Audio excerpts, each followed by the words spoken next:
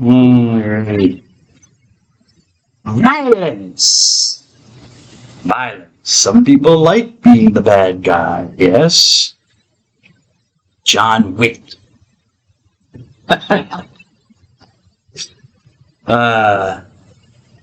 don't know, for some reason I watched the first two films. I tried to watch the third one. I was on an airplane heading over to Australia. I'm like, John Wick 3. I never did get to see it.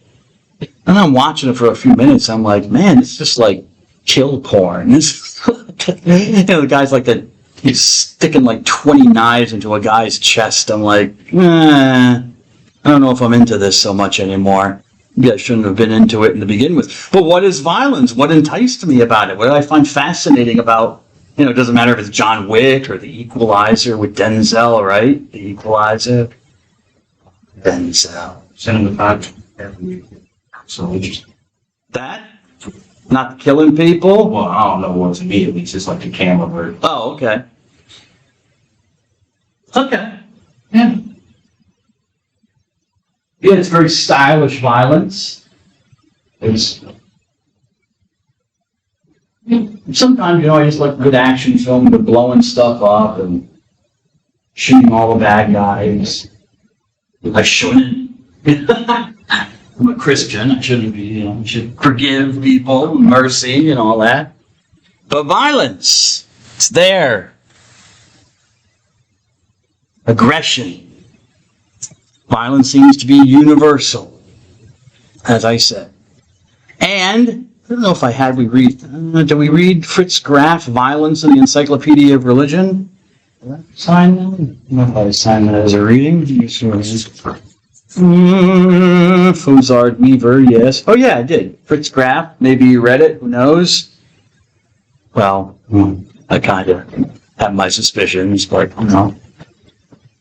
Anyways, in his article on violence for the Encyclopedia of Religion, Fritz Graf says that, humans have the potential for violence, which I wrote here in my notes, Ms. Rogers. Classic understatement.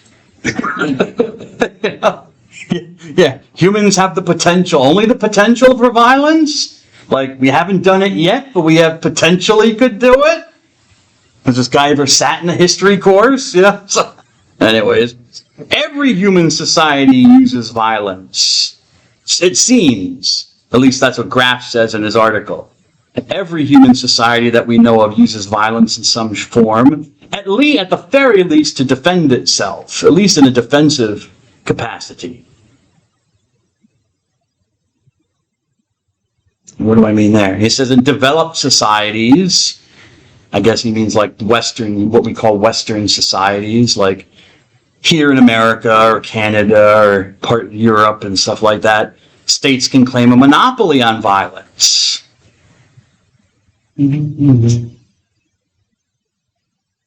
So they tell us who can be violent and who cannot be. I'll get to aggression in a moment, but I guess that's what he means in the article. The state has the monopoly on violence. It can kill us if it wants to, if it needs to. Unless, is there capital punishment in Pennsylvania? Or has it been outlawed? Is it part of the law? New Jersey, it's outlawed. There's no capital punishment. God bless you. I know in Texas it's valid. It's part of the legal system. I don't know the law in Pennsylvania. It'd be good to know if you're planning on doing something serious, don't you think?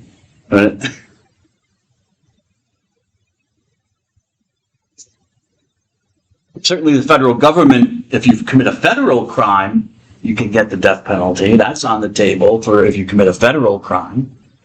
Even in Pennsylvania, you try to blow up a federal building, or if you do when you kill people, then they can seek the death penalty. But New York State, New Jersey, I think we don't have capital punishment, so, the most you can get is life in prison.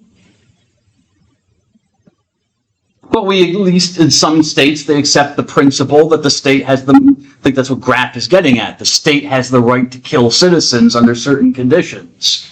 If you committed a crime, right, Ms. Jasmine?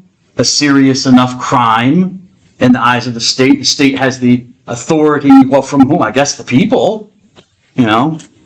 We the people, right? Yeah, we are the state, aren't we? You know, we delegate that authority to, instead of having like blood vengeance or blood justice, where, you know, someone does something bad to a member of my family, kills someone, does some horrendous crime, you know, get the gun, Mildred, get my gun. God looking for that guy. Any little bit of vigilante, well, you call it vigilante justice or whatever. No, you can't do that anymore. But you can let the state do it. So the state has the monopoly. I don't have my own personal army, but the state does. You know, Pennsylvania, you have the National Guard, but the federal government has an army with guns and bombs. So, you know, they can kill Americans, can't they? They have the right to kill Americans if they need to. Yeah, sometimes. They have. You know. Supposed to know about that. So that's his point. Violence is part of every culture, but in modern cultures, we kind of reserve the violence for the state itself, not for each individual person. You know, I can't go out on my own and exact my own justice or perform my own violence. But the government can, on my behalf, usually for punishing people, one would hope, but not always.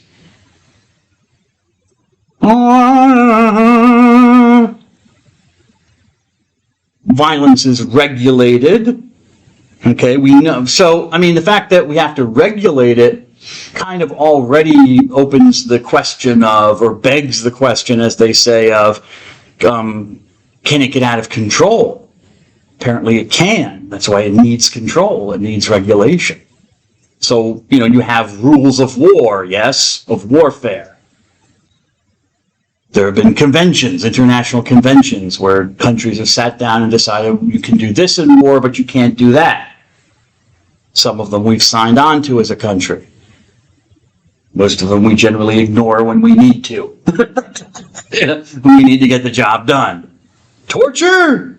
Well, we signed on to it, but if we really need to find out if there's a ticking bomb somewhere, the Geneva Conventions they're on paper, we signed them, but there are supposed to be laws because we don't want violence to get out of control. Because apparently it can get out of control. Or we structure violence. We regulate it, but we also structure it like the justice system. It's a system of violence. Right? The justice system. I mean, it's a system of violence. I don't know how to get around it. I mean, even if like in New Jersey, we're not executing people, I said, you know, you can get life in prison. So, I mean, you say, well, that's not violence. You're not hurting the person. Well, okay, you're not physically hurting the person. You're not taking the person's life. And also, you're not beating the person down or anything. But you're restricting them and controlling them for the rest of their lives, telling them when they get up and when they go to sleep, what they can do every day, they're supposed to do, when they can eat, what they can eat. So, I mean, psychologically, in a way, there's something going on there. Maybe it's not, maybe you wouldn't say it's violence, but something's going on there. It's supposed to be punishment, yes. You can't leave. Ever, you're going to die here. So what is it? What is violence? Well, at its base, it is a form just simply of aggression, aggressiveness. Gredior. Well, gredior in Latin, I think, has the sense of going. Going. It's one of the forms of the verb to go. And so it's ad gredior, going to something, I think. But anyways, to approach. To aggredior. Aggredior in Latin means to approach, to go up, to get in somebody's face, you might say. You get up in someone's face, you approach them. You confront them, you stir them up. Can also have the sense of attacking or assaulting. Okay, so aggression, a forceful action or practice. I guess said just forceful action, intended to dominate someone else, to exercise your mastery over them. Aggressive.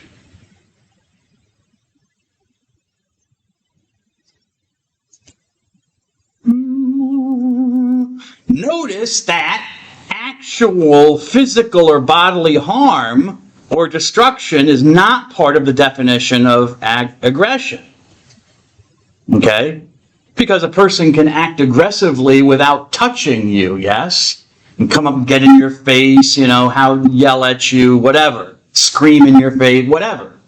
That's not, although people kind of redefining aggression, that even if the words you say, if they hurt someone's feelings, that can be kind of aggressive, whatever. But it's more of an aggressive demeanor. You're not, as long as you don't physically touch the person, it doesn't seem to cross a line. But once you combine that aggressiveness with then actually physically violating the person, violating my space, yes, and touching, that seems to cross a line beyond just being aggressive.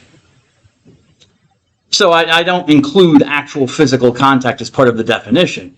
All violence includes the threat of harm or injury. Okay, that's contained in an aggressive act. I mean, that's what you're being aggressive for. You're trying to show that I'm going to exert my power over you.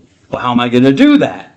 I want to control you. Well, that's probably going to have to include violence in some way.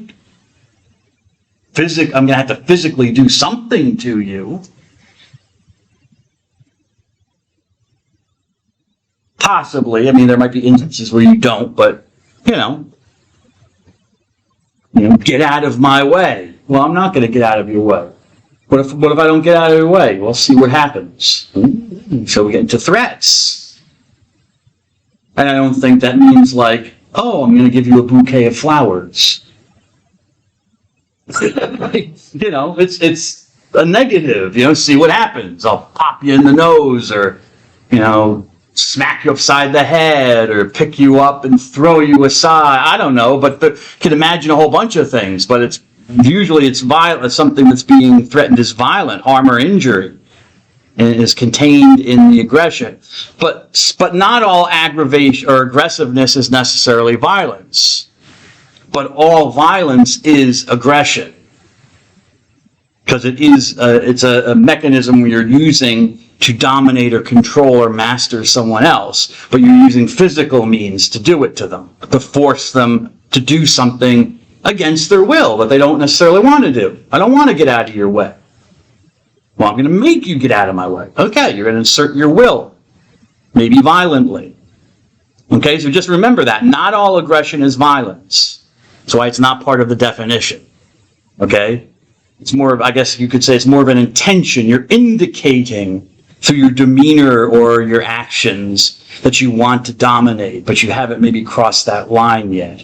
But violence is aggression, certainly, but it's more than just aggression. Maybe you could say it's the actual exertion or instantiation, one might say, of aggression. All right? Aggression is more threat. Violence is making good on the threat. Psychological literature distinguishes between two kinds of aggression: instrumental aggression and hostile aggression. Okay, what is this? What are these things? Instrumental aggression, an instrument, something that's a tool or used. It's a means to an end, a means. Okay? And the end is, not the end. Oh, no, the end. The end would be, the intention would be dominance or mastery. And so you have various means to indicate that end, like a cop carrying a gun. Okay? It shows that he can Well, he can kill you, yes, but at the very least, it shows that he has the power, to harm you, to arrest you, whatever. But certainly to harm you, maybe not kill you. But it's a sign of dominance and mastery, and they want you to see it. It's not typically hidden. Whereas other cops, like detectives and stuff, usually they're wearing suits, so the gun is hidden. They don't have it, where you can see it. But they might show you the gun if they want to exert something. If they want to exert their dominance, the cop might, oh, yes, but, oh, there's my gun. But certainly with the cops on the beat, they want you to see the gun so you know who's in control. It can either, I don't want to use that word, it can threaten, well, not threaten, that's not the word I'm looking for. It can make people feel safe. Okay, there's the cop, he can defend me, he can protect me. But if you're, hopefully, if you're a bad person, it's deterrent because, there's the cop with his gun, or her gun, and, I don't want to be shot, But it can also be something to terrorize people, and like if the cops are corrupt or they're not good people necessarily.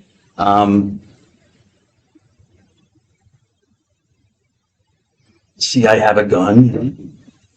Some people, anyways. So there's the instrumental use of aggressiveness or aggression. It's a means to an end. But then there's the hostile use, where the aggression is the end in itself. With instrumental, it's a tool. I might have to use it if need be. Okay? If I see someone if you're a cop with your gun and you see someone committing a crime, harming someone else or destroying property, you might take out your gun. Not always, you don't always have to, but you might take out your gun, maybe not even to hurt the person, but it's a sign. It's like, look what I've got aimed at you, if you don't stop doing what you're doing. Okay? But it's a tool. Hopefully I don't have to use it. The ones you have to worry about are the ones who seem to like you. Like the Wild West. I'm not worried so much about the police. I'm worried about the people that you see on YouTube with AK-47s shooting beer bottles and stuff like that. Those are the people who seem to enjoy their guns a little too much, in my opinion. That's my opinion.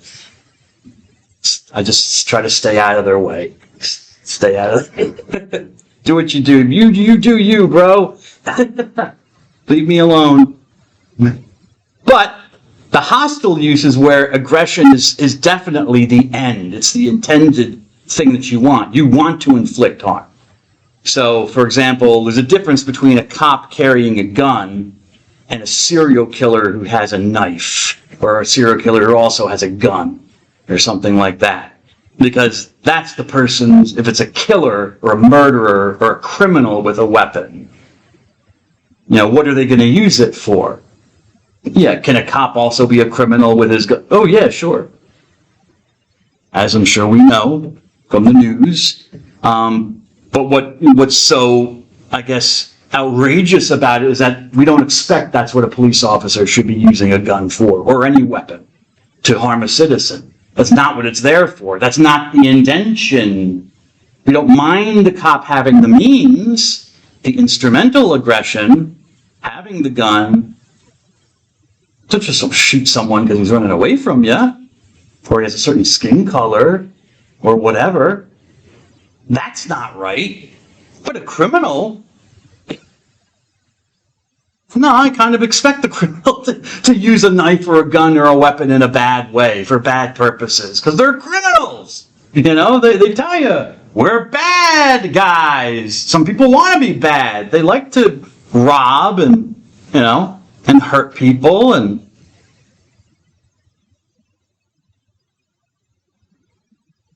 so that's the hostile use. It's not, they don't have a gun or a knife for protection, or as part of their job to defend somebody else, like a soldier,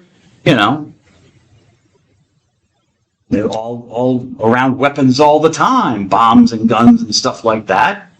Doesn't mean they like it or they want to use them, but it's an instrument that they might have to use. Hope, and I'm sure a lot of them, which they hope never have to use. You don't want to go off to somewhere to die or to kill other people. I would imagine.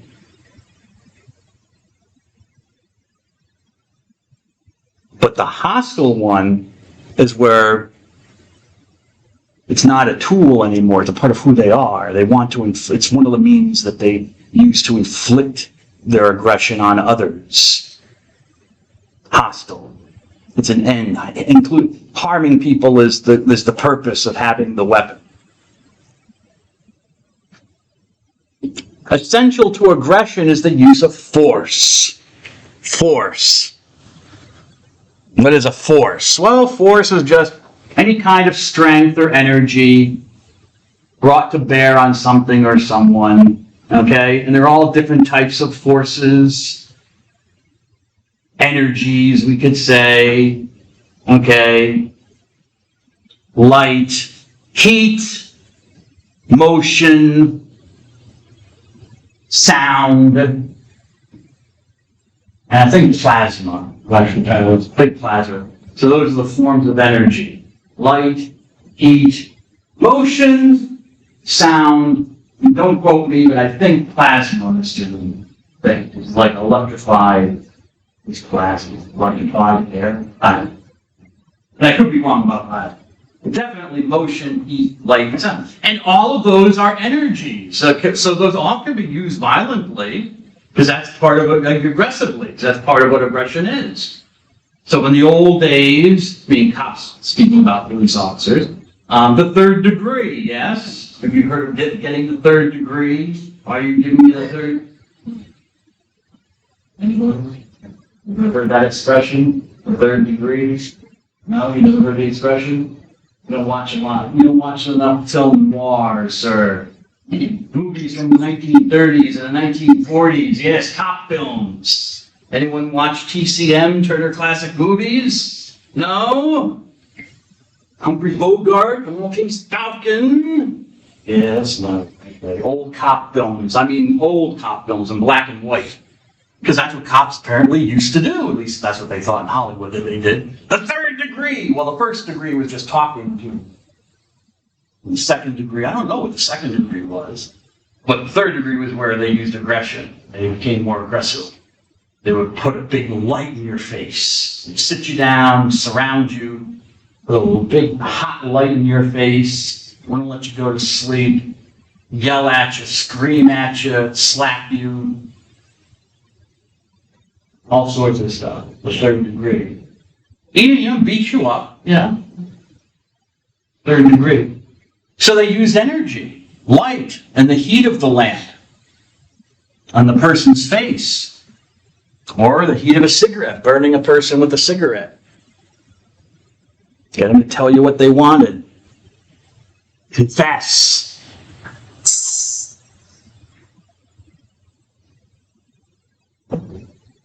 Using force. Form of energy. Motion. Hitting people. That's more motion. That's why it hurts, And what was the other one I said? Oh, sound. Oh, yeah. Well, they're not playing music and stuff like that, but, for example, when we want, well, you wouldn't remember this, obviously. But remember when we invaded Panama? How many countries have we invaded, Mr. Saunders? Haiti, Panama, the Dominican Republic, Nicaragua. What else? Germany, Japan, the Philippines, Cuba, Puerto Rico. What else have we invaded? Nothing in Africa, I don't think. Well, yeah, that's the Middle East, Kuwait and Iraq. I think we invaded Africa. Well, we haven't had time, Mr. Klitsch. We've been so busy with other things. We'll get to it.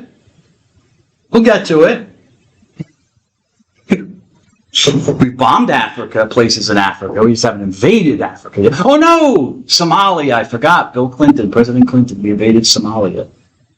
Yes, that's right. That turned out to be a fiasco. We didn't last very long there. Anyways, okay. So yeah, we invaded Panama because this was in the 80s under President Reagan. I don't know why. I was alive then, and I was watching the news, but I don't remember what.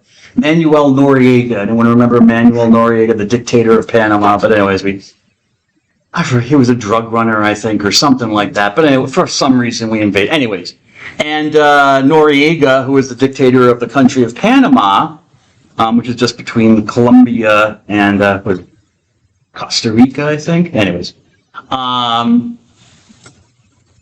he took up sanctuary in the embassy of the Vatican,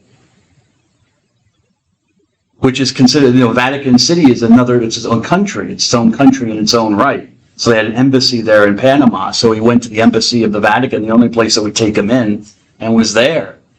Well, we weren't going to let that happen. So they put up huge speakers outside the Vatican embassy and blasted rock music morning, noon, and night at them. And finally, the priests, told Noriega, okay, you gotta leave, Manuel. We can't take the sound anymore. We couldn't get away from the sound. Energy. We used that aggressively, our military, against them, to get this guy to finally come out willingly from, well, maybe not willingly, from the Vatican embassy so that we could arrest him. And then they tried him in an American court, the leader of a foreign country. Committed no crimes on American soil, but okay. All right. Anyways, not that he was a good guy. He wasn't a good guy. I'm not defending him, but it's just, it was interesting story. Nevertheless, my point is just showing you how the different forms of actual energy can be used aggressively, and are used aggressively, used with their forces, physical forces, physics that we can bring to bear on somebody to cause them discomfort and pain. It hurts if someone puts loud music into your ear. It hurts if someone burns you. It hurts if someone grabs you or punches you in the face, the kinetic energy of the punch into the face.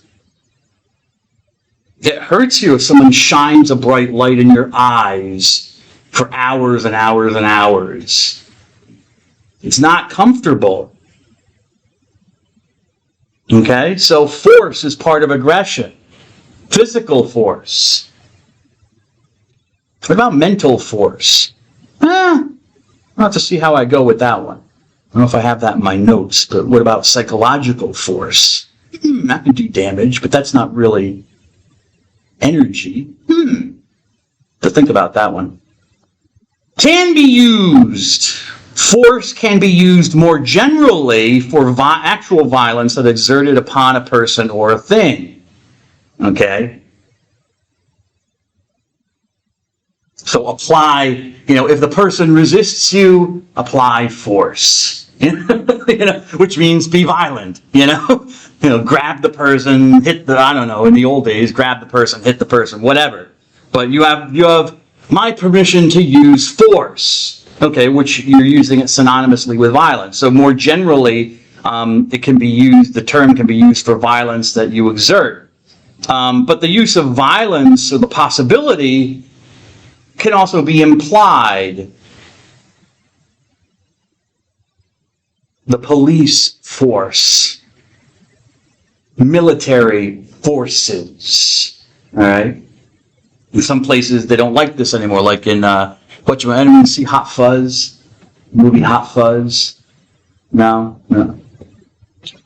Hot Fuzz came out in the 2000s. You all were alive then. I mean, you were young, Ms. Cobb, but it's a movie. Hot Fuzz, yes. Everyone see Shaun of the Dead? Shaun of the Dead.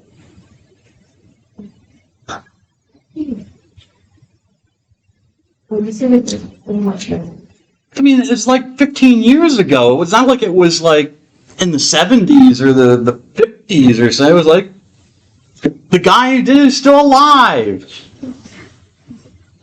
Hot Fuzz, Shaun of the Dead. The guy who did Shaun of the Dead did another movie, Hot Fuzz. Anyways, but like in England, they don't call it, the police force. It's the police service and stuff like that. We change words. Just like recently, we had this whole issue with our president. What happened? He changed one of the departments in the federal government from one name to the other name, which apparently was its original name. But some people freaked out over it because they didn't like what it indicated. What did he do? What did President Trump change? Huh? He couldn't tell you. Mr. Honest, sir, that's fine. Don't know. That's the beginning of wisdom. Yes, we now have a Department of War. What was it for? You already forget, see? Down the memory hole, 1984, right? I'm talking about the book. If you don't want to read the book, watch the movie. Okay? The memory hole. Oh, the Department of Defense. Well, we don't want to defend it. It was originally called, no, he's right. Originally it was the Department of War under George Washington, founding the country. Okay, fine. President Trump thinks that's more direct than defense. Because, we don't really use our military just for defense, right? We do attacking something. So there's a kind of honesty in there. We do start some wars, apparently. So you change the name, make it more aggressive. From defense, I'm only going to use force in defense to war. So it's implied, the use of violence is implied. The police force, it's implied that they can use violence.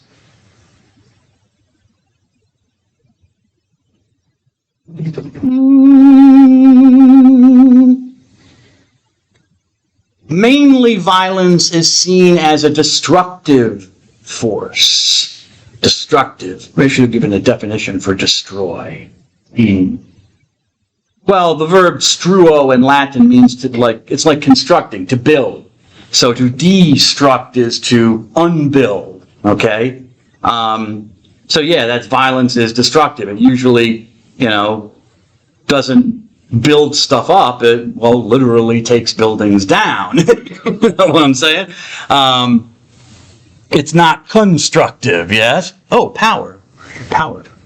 But it's seen as a destructive force. Violence seeks to harm or to destroy the integrity, the wholeness, the completeness of another. As I said, like blowing up a building. Okay? Why is it a destruction, a de-building? Because you're removing the integrity of the building. It's just like, if you ever play like Jenga, right? Anyone ever play Jenga? Anybody? Yeah. Jenga. Thank you, Ms. Cobb. Yes, Ms. Warren. You have the integrity of the blocks, but once you start messing around with the integrity by removing this block and the other, okay, you destroy it. And the aspect or the intent of the game is who's going to be the first one to actually destroy the full integrity of the block, make them fall. So you're taking away from the completeness, the integrity of the thing. Okay? But not all force is necessarily destructive and hence violent. Force can be destructive. It can be harmful and destructive. But not all exertions of force are necessarily destructive or violent. For example, hitting a baseball. That is the exertion of force, kinetic energy. The ball is coming towards the bat, and there's a meeting, okay?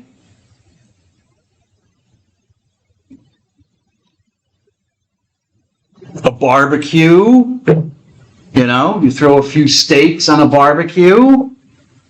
Yes, if you leave them there too long, you will destroy them. Burn them, they'll burn up to a cinder.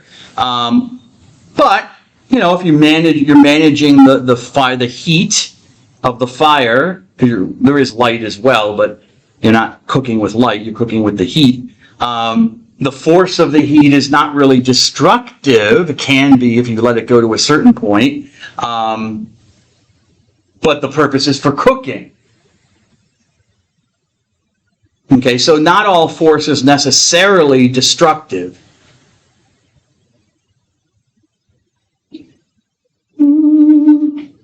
Why do we use force then? Well, for power. We exert force usually to exercise our authority for some reason.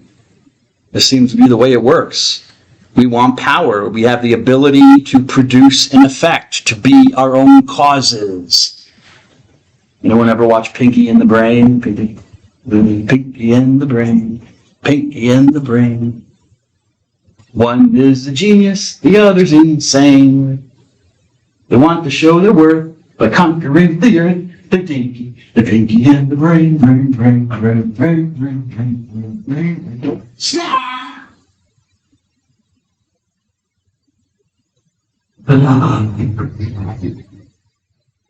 Youth is wasted on you, people. I understand that. Now that I'm an older man, I understand what the older guys, when they used to tell me, youth is wasted on you, I'm happy. I now understand it. I'm Jerry. Tom Jerry.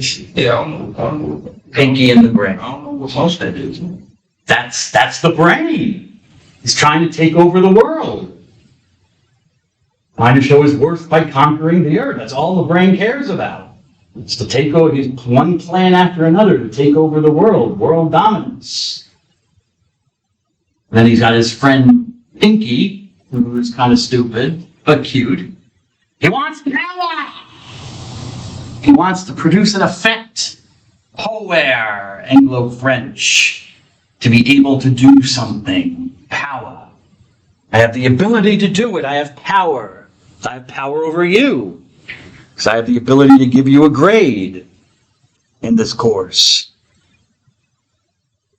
You can always appeal the grade, but I still have the power to do it. And that's why I think people are generally nice to me. Try to get people to talk in class and express yourself, but I understand you don't want to say the wrong thing or say something that you find out that, oh, Dr. Dunn doesn't agree with that. Uh-oh. You worry about your grade, All right, I get it. I have the power, I have the ability to produce an effect, a good grade or a bad grade. This is why I say in the syllabus, you get the grade you earned, so just cut through the middleman. It's not based on not usually based. And a little money goes a long way.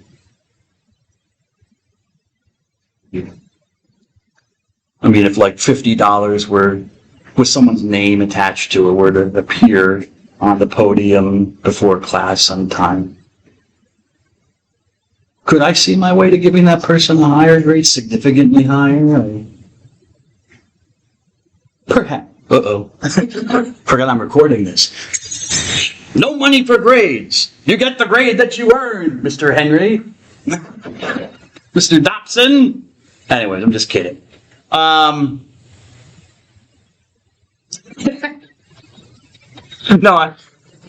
money for grades. But that's it. I can produce a certain effect that I want because I have power. I have influence.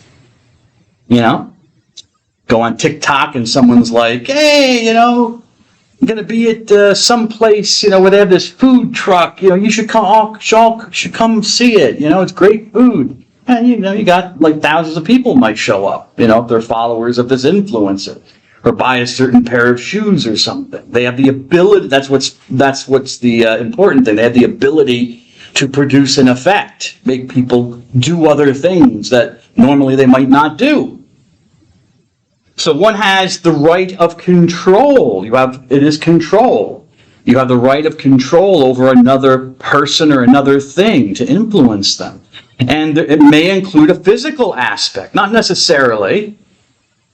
But it may include a physical aspect, like your parents. Well, they don't have any control over you, really. Well, I mean, In some ways they do, I guess, for healthcare or insurance purposes. But, at a certain point, they have no more control over you, right? You don't need a guardian to sign off on your papers anymore. If you go to the doctor, or for your school or something, if you want to take a trip to somewhere, hey, find out what everyone's been saying about Delaware, Yeah, you go. You don't need to bring a form to your mom and dad for them to look at and sign for you. They don't have that power over you anymore. But they did, and if they didn't sign the form, you weren't going. They have a physical thing. They take you to the doctor. The doctor could do things to you, to a child that typically you can't do. I might want Ms. Rogers to stick needles in little children. Just because they're little children, Mr. Lynch.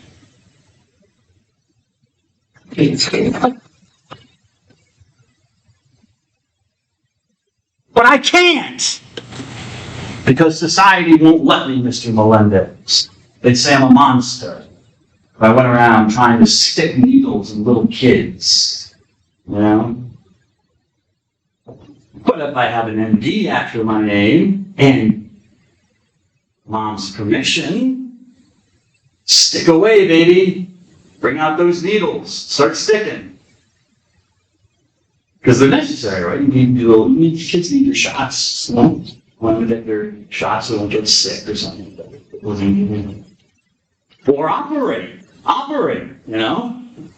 There might be some guy in your neighborhood, always the quiet ones, who might do some cutting, but if he's at a hospital and he has permission, he can cut you open, right? Cut open your body, remove parts of your body. But if it's like, John Wayne Gacy doing it, Jeffrey Dahmer doing it, we don't have any modern serial killers or wackos, whack jobs. We will, I'm sure, but I can't think of anyone who's been a recent serial killer who, had body parts in his refrigerator as well. But if I'm, a coroner and I've got body parts in a refrigerator, well, that's different. Cut up a body and stuff and take out the liver and weigh the organs and put them in a refrigerator. The context, yes? It's different. I have physical control. So the context does matter about who I am. With your parents, they had physical control over you. Power over you. So it can be physical. We're talking here about ability or potentia versus authority, which is potestas. Maybe I put that on the PowerPoint. If not, did I? No. All right. Potency versus power. Potesta or potentia versus potestas. Ability versus power. And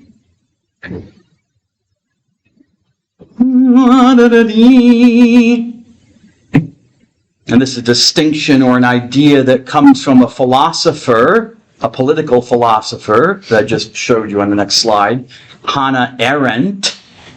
Hannah Arendt. She makes this distinction. And this is from I don't think I gave you Carlson's article, but I guess it's from Blackwell Companion to Religion and Violence. But anyways, Hannah Arendt wrote a book on violence, book or an essay or something in 1970. There's a picture of her. She was Prussian. So I showed you the Prussian kingdom before, right? I showed you a map. I think I showed you a map before Prussian, because some of the guys that we talked about, what was his name? Who was... Mueller was Prussian, yes? I think Friedrich Max Mueller. And I think I showed you a map of Prussia. It included Germany and Poland and parts of that, the Prussian kingdom, or the Prussian Empire. So that's where she was born. She was Prussian. She died in 1975. And in her writing, when she wrote this book on violence, she talked about this power. For something to be truly power, okay, the ability to produce an effect, for her, it must be legitimate. It must be legitimate. One has power or authority to do what he or she is doing to others. Potestas. That's what we talk about, potestas, true power. You have the authority to do what you're doing. Otherwise, you're just using force because you can, and that's what you call potentia. It's potential, or maybe potential power. But anyways, you just have potential. You're using force because you can, but that's not true power. Power is when you have the authority to use it. So for her, the mere ability, the potentia, the possibility of using force, that's arbitrary. And so she's trying to, navigate a difference between, say, for example, the power of a mob. What's the difference between a group of soldiers marching through the street and a mob of people, throwing bricks and stones and with, clubs and stuff like that and torches and throwing fireworks? What's the difference?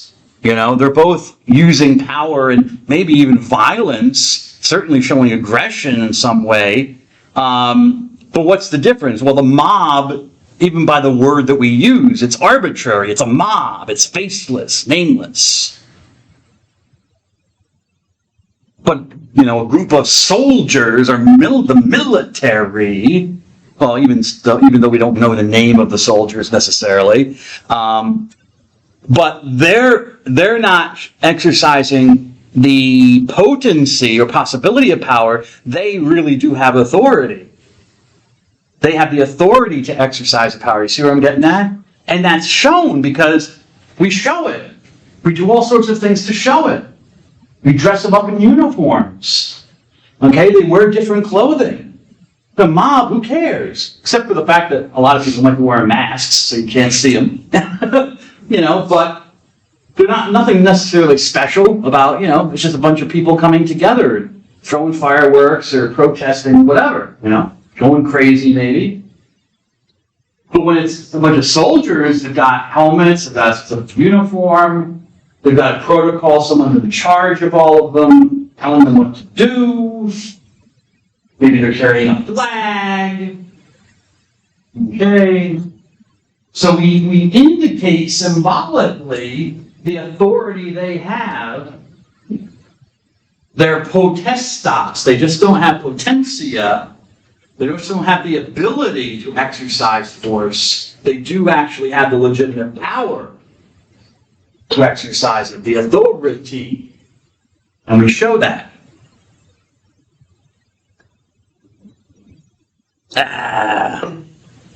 What else? All right, what does this mean? Whereas authority to use force is not. What does that mean? It's kind of, I have a sentence fragment here, and I'm not sure where my thought was going. Okay. Also, in the case of having authority or true power, it allows you to set up boundaries for its rightful use. Okay? So a coup d'etat, a coup, overthrowing a government, is not real power, according to Arendt's idea, Hannah Arendt, because it has no authority behind it. You don't have the authority to overthrow the government, necessarily. Like the military is part of the government. Well, it's not part of the government, technically. It's not in the Constitution. But it's an aspect of the executive branch. But it's one aspect. It's not the whole thing. Just because they have guns and bombs and rockets and stuff and they're fighters doesn't mean that they get to overthrow the government and use those things to then say, okay, we don't like this person who's the head of the country, we'll put in somebody else. That's not their role. They don't have that authority, but they do have the potential power to do that. They have potentia. It's possible. Happens all the time throughout the world that you have coups. People overthrow governments who don't have the authority. Only the president, actually, excuse me, sorry, wrong. Only the Congress has the authority to make a declaration of war. The president, yes, is commander-in-chief, but he just can't say we're going to war, even though they do all the time. This has been a bugaboo of constitutional theorists for a long time. Anyone who cares about the Constitution, because the presidents are always declaring war, and this is throughout our history as a country. This is not a modern thing, temporary thing. But, the president declares war and says we're going to war and starts sending the troops out, and then the Congress comes later and says, okay, we declare war. Well, the missiles might already be on their way, But there's supposed to be a boundary there. It's supposed to be clear who has the authority to declare war. And again, we show this by, for example, uniform this up. Why does the cop have any authority over anyone else walking around in a uniform? Oh, he has a badge, not just a gun, but other people can walk around with guns. If you have an open carry state, I don't know if Pennsylvania allowed, but some states, like out west and stuff like that, you can walk around with a gun anywhere you want. It's your Second Amendment right. But a cop has a badge too, okay, with his number on it. It's been given to him by the government to show, again, symbolically, I might have the possibility to draw my gun and shoot at somebody if I see him doing something wrong or committing a crime. I have the possibility, but I don't have any authority really to do that. And so I'm trying to do a citizen's arrest, I guess. But a cop certainly does, and has a badge. So legitimacy is a crucial element for Aaron. It has to be, it's not just the possibility of exercising power, because we can all do that. A mob can get together and overthrow the government or whatever, stuff like that. Whether it's legitimate is another question. It's a crucial element. And for David Ritchie's, let me see if I put him on this. Nope. Okay. I'll write his name on the board. He's an anthropologist, David Ritchie's. And Ritchie's. I have a source for this. Hopefully I have yeah, I do. 14. Oh, yeah, from the Dictionary of Anthropology. Oh, yeah. Article on violence that I consulted. Yes, an article on violence in the Dictionary of Anthropology. In that article, anthropologist David Ritchie says that what's the constant across all these definitions is that an action characterized as violence is illegitimate, the illegitimate use of physical force used. So that's kind of like the dividing line. So, in other words, violence with authority, even though you might say technically it's still violence, but if it's done with authority, that's a different kind of violence just because someone can do it. Okay? And kind of we recognize that. If you see a bunch of cops wrestling with a guy on the ground who they're trying to subdue, or someone who has done something bad or something like that, so they're trying to arrest him and he's resisting and throwing punches and throwing his, whatever, it's understandable if they're going to respond. Maybe. Sometimes, But if it's just a bunch of people, a bunch of guys outside a bar or something, jumping on somebody for whatever reason, maybe for a good reason, maybe they, I don't know, stole from the bar till, who knows? They stole our money, get them. But who knows? That's a different kind of violence just because you can do it.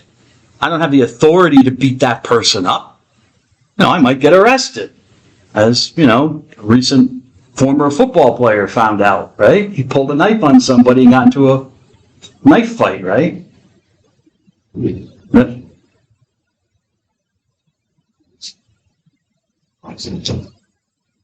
Quarterback for the New York Jets.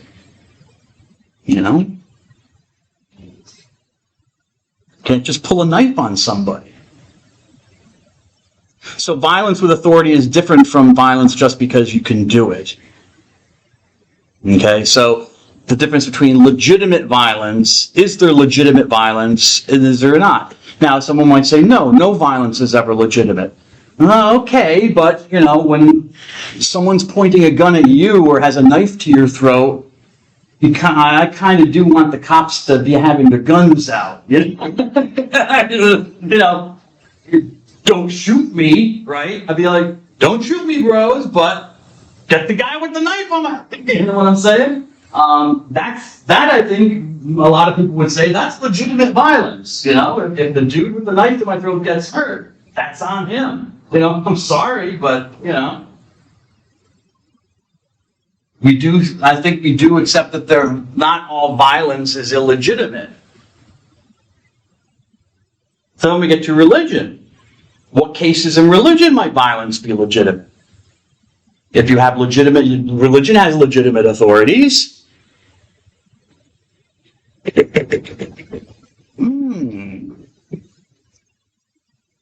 And standards, there are laws in religions, like say in Islam, you don't defame the Prophet Muhammad or any of the prophets.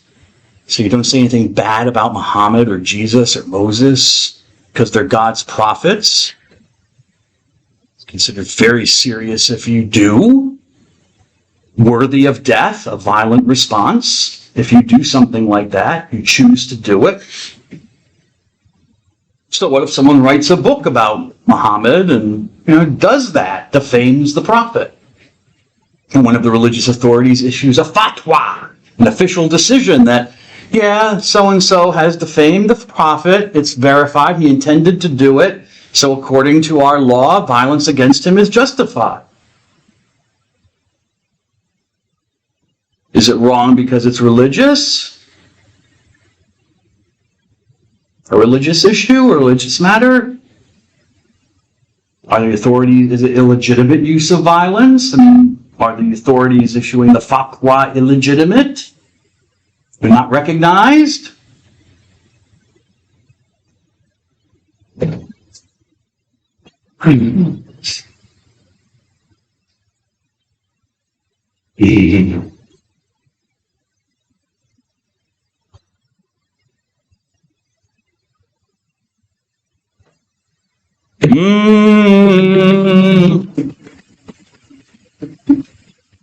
I don't know. I just throw it out there, trying to stir the pot a little bit, see if someone will respond.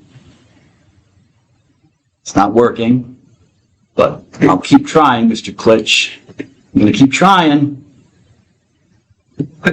What? Uh-oh. Mr. Ruddle, God bless you, sir. Thank you, Mr. Ruddle.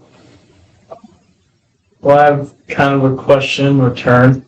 Yeah, go ahead. If it's deemed religious violence, like you're talking about, like if they were to defame the religious spirit or the God, if you will, and they were set to violence, how extreme is the violence?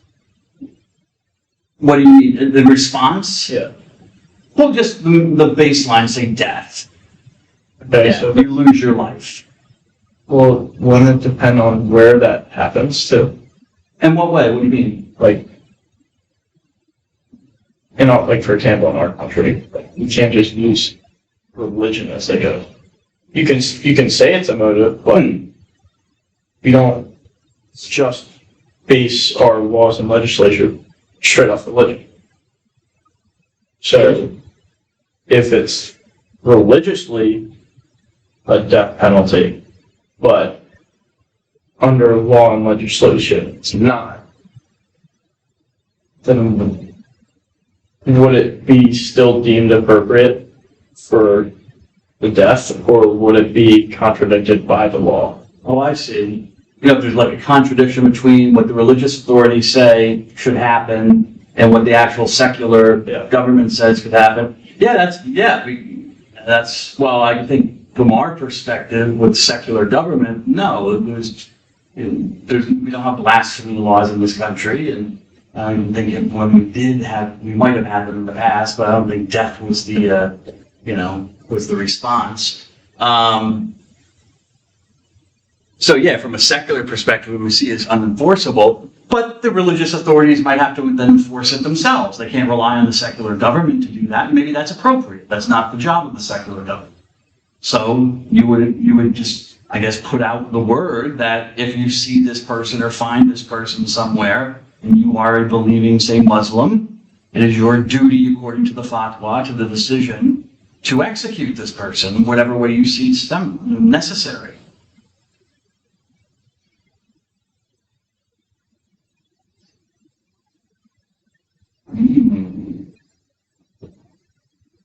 You have that power. It's like a delegated power.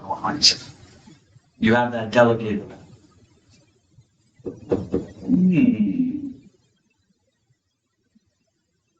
Why would it be different, though? I mean, what's the difference? I mean, if someone does something worthy of the death penalty in this country, in whatever state you are, I mean, there are people who don't like it. There are people who think it should be outlawed, but there are plenty of people who seem to think it's okay, it's proper, When a person commits really horrific crimes, murders and stuff like that this person shouldn't be walking around amongst us anymore and shouldn't be breathing for the rest of his life or her life, having whatever kind of life the person can have up behind bars. But it's a non-religious reason. Does it matter? Does it matter more, matter less? You said it doesn't matter more or less if they die because of. Well, yeah, I mean, a person commits a really bad crime, not even murder, but treason. If you commit treason against the United States, you sell out our secrets to another country or fight for another country against the United States, you could be executed for that. You haven't killed anybody, but you committed treason.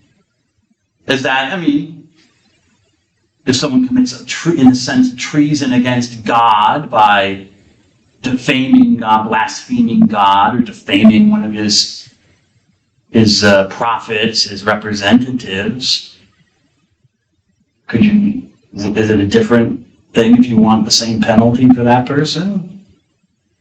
Just because it's religious? I'm asking. I'm not trying to just asking. Okay, in what way is it different? Well, one is religious, and one is under the law, like one is coming from people in the courtroom. I guess the authorities, the church or whatever is coming from them. Okay. So it's two different types of authority. Okay. Does that matter, though? I mean, one's claiming authority from the people who elect or whatever, and another is claiming an authority from a religious source, or a supernatural source. Does it matter? In that? Okay. So I feel like religious authorities hold must be. Why? How are they elected? They might not be elected. They're not chosen by anyone. Maybe chosen by God. God or somebody. Maybe. It's not enough. Not enough? Right. Being chosen by a God? I guess. But I'm not by election. Say I do something wrong, that told me you're chosen by God. Okay. Then what's the difference between like a judge and a jury? I mean, It's the law. okay, it's the law. It's the law. Who wrote the law? It's not coming direct. It's coming from. I don't know what the law. I don't know exactly who wrote it. Well, you don't know exactly who wrote it, but you can assume it's a human being, right? Or a group of human beings.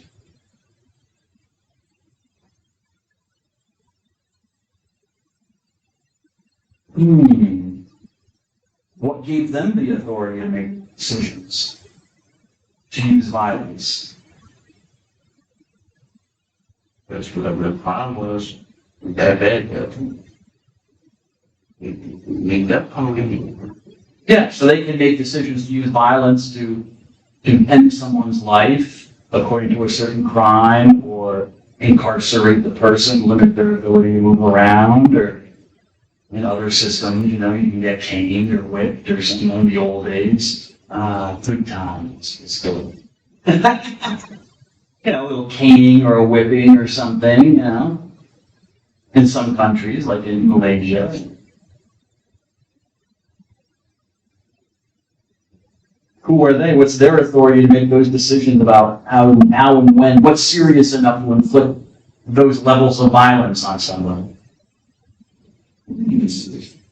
Okay, well then let me twist it another way. Why is it illegitimate in the case of someone who's claiming a religious authority to make those decisions about when certain religious violations require, in that person's opinion, certain violent reactions?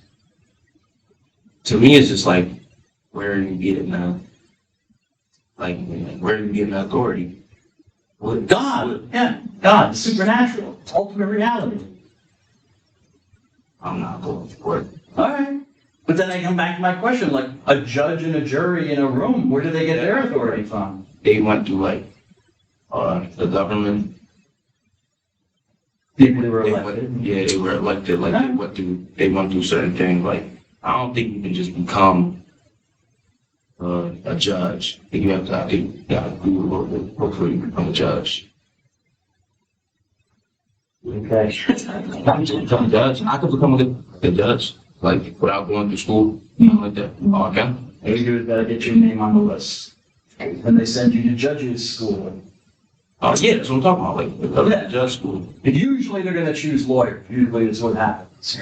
You're gonna have but they choose a lawyer. In some places they elect, but a lot of places they just put your name on the list, and then you have to learn that. Hopefully, that's why they want lawyers, so you already have a legal background, you understand the law, but you're not a judge. You have to learn how to be a judge, so they go to judges school on the weekends.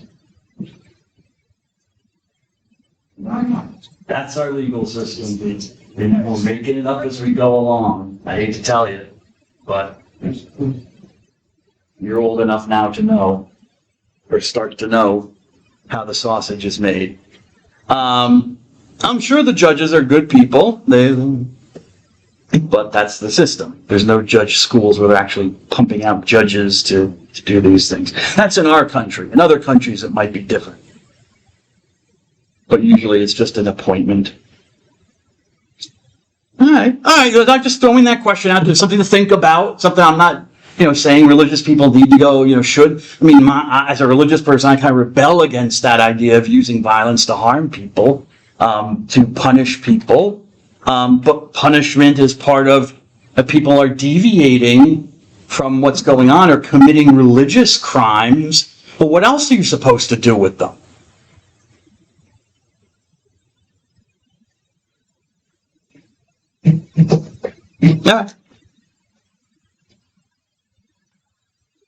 All right, the organic bases of aggression. Where are we? All right, we're almost there. I'll start this, but there's a debate about aggression, okay? Does aggression come from innate aspects of human personality, or does aggression arise from socially induced causes? All right, so this is a fancy way of saying nature versus nurture. All right, nature versus nurture. Is it in our nature as animals to be aggressive? Well, chimpanzees are cute, but they are incredibly violent creatures. Okay, because I remember years ago, it was 10 years ago now, some lady, I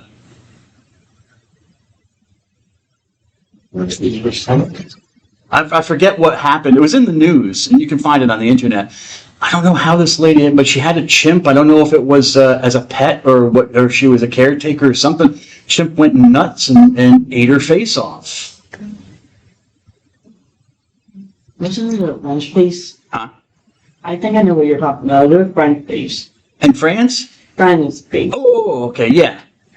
Yeah. That's as far as I know. Like, Called not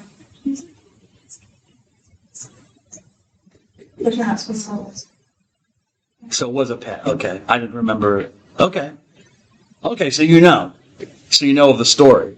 So I'm just using that to show you that. I mean, not all. I mean, I'm sure chimps are very nice little creatures, most of them. But they are. I mean, in the wild, at least from what I've heard, they can be very aggressive, and territorial and violent towards other groups of chimps that are not part of their group. So maybe it is innate in us, this aggression, as we carry it along with us in our primate nature. Okay, but also people still debate and say, well, maybe it's not genetic or from evolution; it's more of a social thing. If you are raised in an aggressive and violent environment, then that's what will happen to you. And maybe when we watch the Stanford, I want to show the Stanford prison experiment. Maybe this will be the right time to do it. Not now. Don't worry, Ms. Colonna. I'm not going to do it now. Huh? What? The Stanford prison experiment? People were in prisoners and they like. Were they trying to what are they doing? Like check and see how far they would take. Oh, they were checking something. I've been looking into. I'm not sure what the psychologist who was in charge was trying to do. I don't know if it was a very poorly, or I think it was a poorly executed experiment. But it's interesting. All right. Anyways, I'll end here. God bless you all. See you on Thursday. So,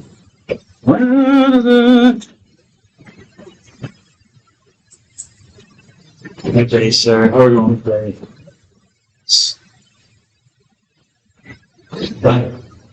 See ya. Good day, miss. See ya. Take care. Have a good day, miss.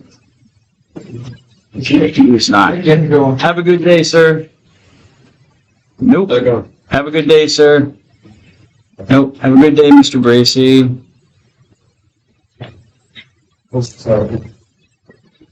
Have a good day, miss. Sunshines. Good day, sir. Thank you. Have a nice day. Have a good day, miss. Yes. Did he do something? I think he might have. She wasn't here. Jasmine, did I mention her? Klitsch, I mentioned him. Cook, yes. I think I mentioned Ms. Kraus at one point. Lynchy, yeah. Dez. Moon. Badges, yes. Riddle, yes.